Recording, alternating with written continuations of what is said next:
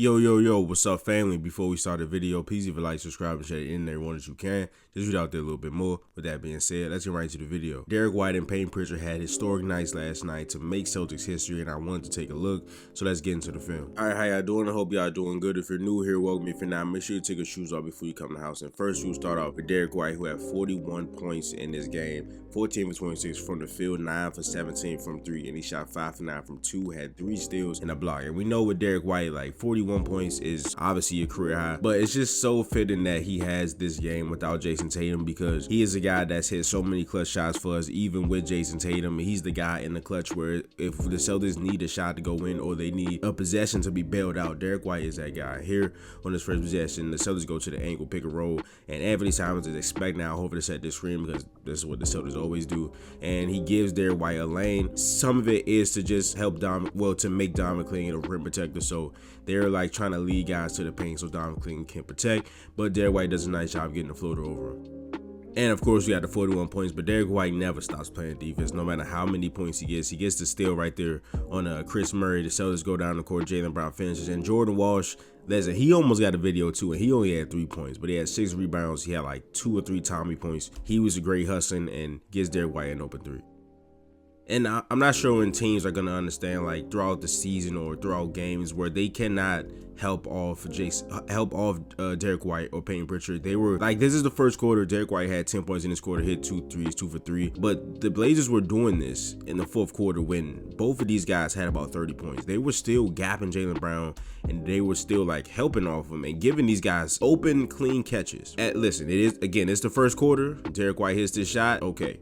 But when he has 30 points, when Payton Pritchard has 30 points, you need to be in his chest, breathing the same breaths that he breathes when he catches the basketball. Right here, Derek White just got too much space and got hot. And Derek White is really good at these floater and those flip shots, but he does a nice job seeking contact. And when he plays against smaller guards, he's looking to get into their body. He's looking to just rise up over them because he's so good at finishing through contact. But sometimes he just you see how he puts his shoulder down into Anthony Simons, and he knows that he's going to have the advantage when he rises up just because he's a small defender and he gets a shot to go here. All right, so here we got a little bit of a smaller screen because we got Mike Tirico in the box. Hey, I just want to say I like Drew Carter, but Mike Tirico is just on another different level. It gave the game so much life, and Drew Carter is still like a young guy. It's just only his second. Is this his first full year or his second? But he's still a young guy. He still got a lot to learn. So this is not a shot at Drew Carter, but Mike Tirico is just one of the greats. So here we got the Celtics going to the angle pick and roll and a high ball screen option. So all game, Don McClingan, if you guys can see, he was not checking our centers. Now, it makes sense to not check Luke Cornett. It makes sense to not check Cato when he's out there, but he was also just like lollygagging behind when Al Horford was on the court. So their game plan is just to have him close to the rim as possible. And Celtics use that to their advantage. So here with the angle pick and roll, high pick and roll option right here. So we got the screen here by Jaylen Brown. If this action does not amount to anything, we have this right here already set up. So the pass will either go to Derek White or it'll go to Al Horford. So if the pass goes to Derek White, of course, that is the high pick and roll action right there. And if Don McClingan in this pick and roll action did not step up, if his first step was not up towards the pick and roll handler, Pritchard and Derek White shot the ball. So that's one option. The second option is, which we will see with Payton Pritchard and Luke Cornett. The second option is this blind pig action. So blind pig is usually used for denying defense. So you would so let's say if Sharp comes up on Derek White and Payton Pritchard isn't able to get this pass through to Derek White, he will pass it to Al Horford.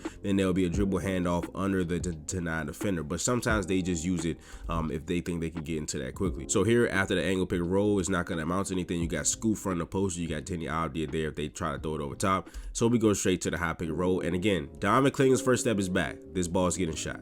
Pull up 3 for Derek White. If it ain't broke, don't fix it. They run the same action. Again, can't get anything down here because the Blazers are playing as well. Got Scoot front, got Denny on the backside there. And this time, Don McClingan, he doesn't step forward, but he doesn't step back immediately. So he just stays put. He stays straight, right? And he is long enough, he is athletic enough to block this shot. I think he blocked a Payton Pritchard 3 also. But here, we're just trying to make him move in these situations, right? So a great screen angle by Al Horford to get the space. Then Al Horford pops, which means somebody else has to go up there because Don McClingan wants to stay closer to the rim. He gets a switch on Derek White, and he just shoots right over. Again, the Celtics go right back to it, and you see that right there, right? You see, so we got Clingan here with Al Horford in the slot, right? Again, the mission is to put him closer to the paint, right? So they switch this, right? The Celtics don't like that. The mission of this action right now with Clingan on the floor is to make him move, right? So they go to the angle pick and roll, then they go to the high ball screen. They see that Avdija is the one here, right? So they're like, nah, we'd rather go at Clingan. Al Horford is gonna act like he's gonna set this pin down. And just knowing that Dom Clingan wants to stay closer to the paint means that no matter who this person is, when they come up or the threat of them coming up to the top of the key, Avdija is going to take whoever that man is because Clingan wants to be close to the paint and that's what they want him to do. So he fakes the pin down just to get Avdija to switch. Then he comes back up, not even setting the screen, just so Clingan can be in no man's land for just a second so he can move his feet. Al Horford is a pop, gets the team in rotation. He drives, and Clingan is somewhere where he doesn't want to be. Derrick White hits another three. And this is just such a difficult shot in transition. So after the steal, Celtics are running paint. Pritchard always pushing the pace, finds Derrick White with a good pass, and he gets his feet set for 1 second, but he's still drifting to the side, and he just knocks that down in front of a defender. And again, we know Derrick White plays both sides of the basketball. You see the screen coming there. He's gonna ice it, step to the side of the screen so Avdija can't use it. Then he has the ability to get back with some help from Al Horford shading over with Dom Clingan rolling, but then he still is able to get a hand, forces Avdija to turn, forces him to spin, but he's still able to, I think he got a piece of that right there on the way up, but then he contests all the way up and we get the rebound. And this was like the most obvious chase down block. Derrick White is gonna get this more often than not. And it just like, this had no chance to me. I had no doubt in my mind that Derrick White was gonna either block or at least affect the shot, and he does right there. All right, so of course you got the Celtics running the famous Spain PNR. It is a back screen on the ball screener's man. So Luke Kornet is gonna set the ball screen. Payne Pritchard is gonna set the back screen on his man. Well, wait, how did Simons get in here?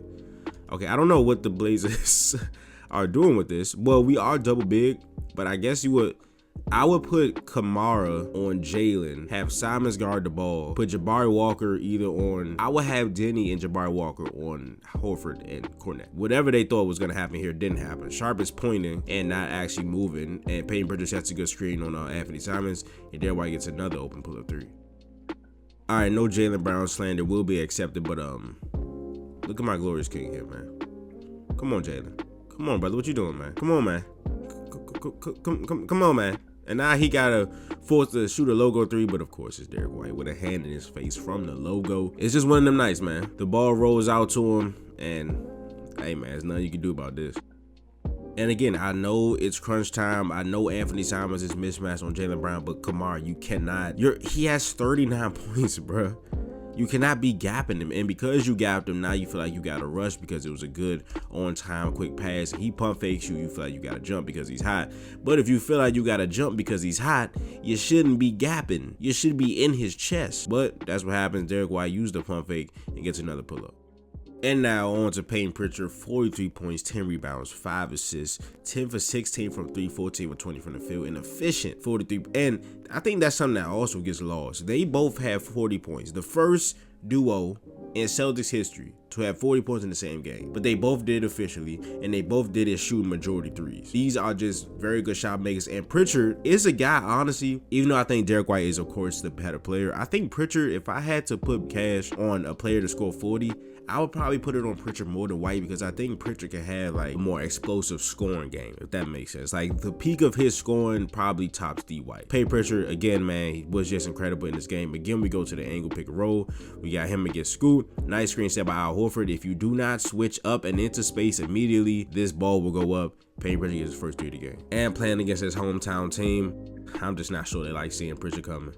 And if that last clip wasn't enough, this is when you know that a Pritchard night is coming. Scoot Henderson plays amazing defense, nothing more he can do without fouling, and Pritchard just hits that. Now, like, this is one of the most difficult shots you're gonna see from a guy. Wait, was that a one leg? Not really. He just flailed up one leg, but this is when you know Pritchard's having a night. Then he adds like 10 rebounds to that and 5 assists, the offensive rebounds, the kickouts.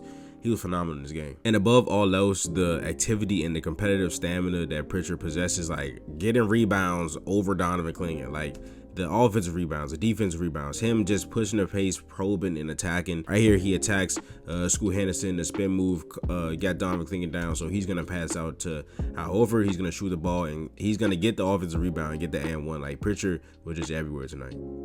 And the most underrated part of Pritchard's game is his on ball defense. He is a pesky defender. Of course, just being a guy that's that competitive, you're going to be at least somewhat good on defense. And Pritchard can actually move his feet well. He knows how to wall up guys. He is not a guy we're worried about defensively. The only time like Pritchard will get scored on if it's just somebody taller than him. Like there's nothing he can do about that. He's not a guy that we're worried about defensively because we know how he can do on the defensive side of the ball. Right there gets Shaedon Sharpe, walls him up the first time, makes him turn, stays down on a pump fake, stays right in his chest, and contests a shot.